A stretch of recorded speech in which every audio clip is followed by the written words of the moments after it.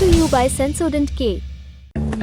बस पैक नहीं है। SLS पैराफिन और दूध का करंट भी कौन? तो लाइफ का करंट ऑन? कुछ भी। तो ट्राई करके देख ले। सेंसोडेंट के toothpaste for sensitive teeth. Kolkata में महिला डॉक्टर के साथ रेप और मर्डर के आरोपों के बीच विरोध प्रदर्शन लगातार जारी है। इस बीच 14 अगस्त की रात आरजी कार मेडिकल कॉलेज के बाहर और कैंपस के अंदर भी तोड़फोड़ और हिंसा की खबरें आईं।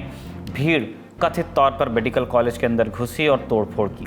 ये भी इल्ज़ाम है कि भीड़ ने कई प्रदर्शनकारियों पर हमला किया और पुलिस की गाड़ियों को भी क्षतिग्रस्त कर दिया। इंडिया टुडे की रिपोर्ट के मुताबिक रिक्लेम द नाइट कैंपेन के तहत पश्चिम बंगाल और देश भर में 14 अगस्त की रात करीब 12 बजे विरोध प्रदर्शन शुरू हुए।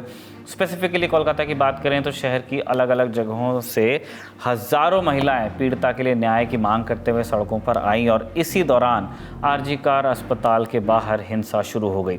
पुलिस ने बताया कि लगभग 40 लोग प्रदर्शनकारी बनकर हॉस्पिटल के कैंपस में घुसे। पुलिसकर्मियों पर पथराव किया। इन्होंने भीड़ को तितर-बितर करने के लिए पुलिस ने आंसू गैस के गोले भी छोड़े।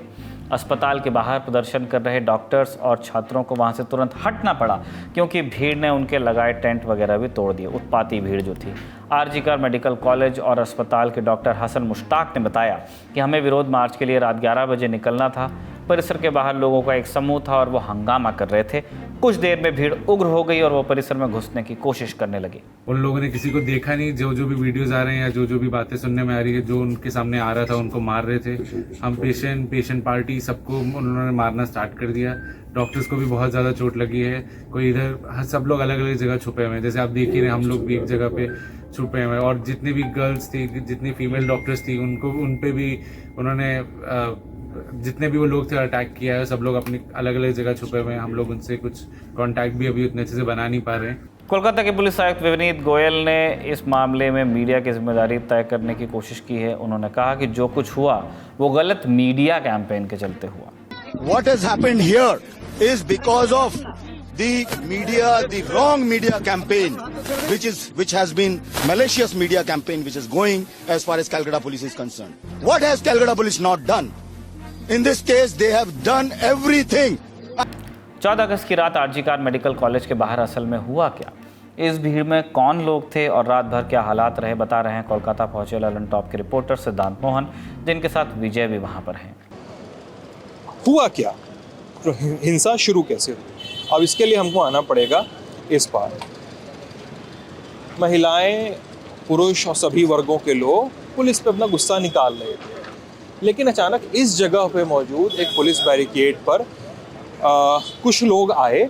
उन्होंने इस पे धक्का देना शुरू किया, लेकिन पुलिस ने भी हाथ से पीछे से प्रेशर लगाया हुआ था कि वो लोग धक्का देके इसे तोड़ ना पाए, इसलिए वो गिरा नहीं पा रहे थे।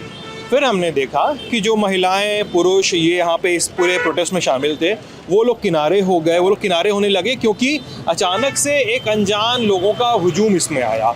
17 से 25 साल के लोगों का, उम्र लगभग वैसी ही थी। 17 से 25 साल के लोगों का हुजूम इसमें आया, जो आके लगातार इसको खींचने लगा, इस बैरियर को तोड़ने की कोशिश करने लगा। फिर हमने 2 लोगों को देखा, वो ठीक इस जगह पे थे।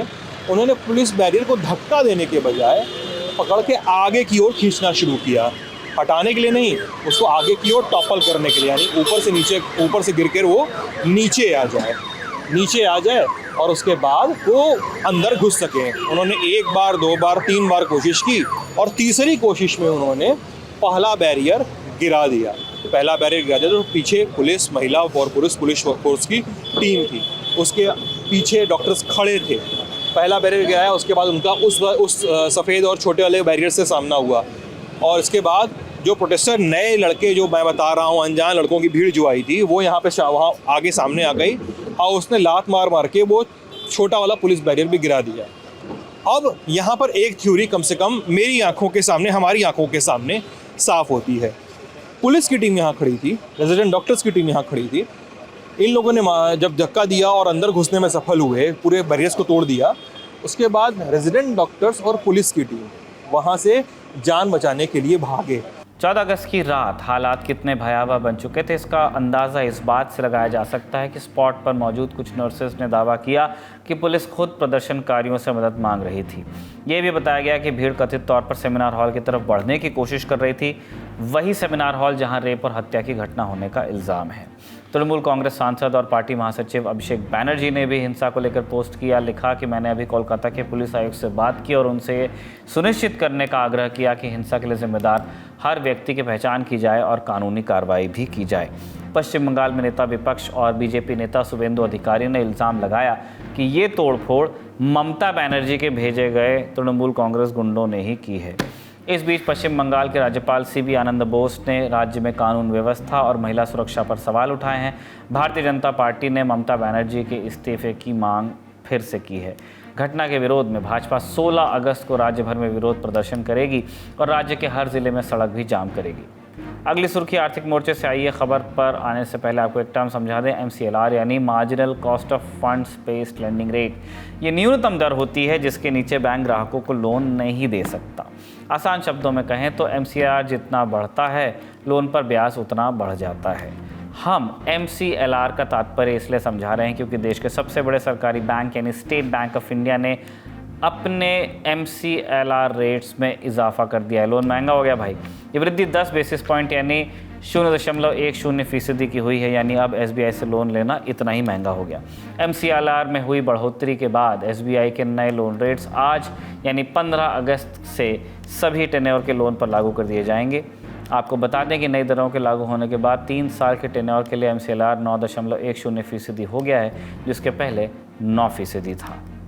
अब आपसे SBI से संबंधित एक और जानकारी साझा करते हैं। कर्नाटक सरकार ने SBI और पंजाब नेशनल बैंक के साथ सभी लेन देन पर तत्काल प्रभाव से रोक लगाने का आदेश दिया है।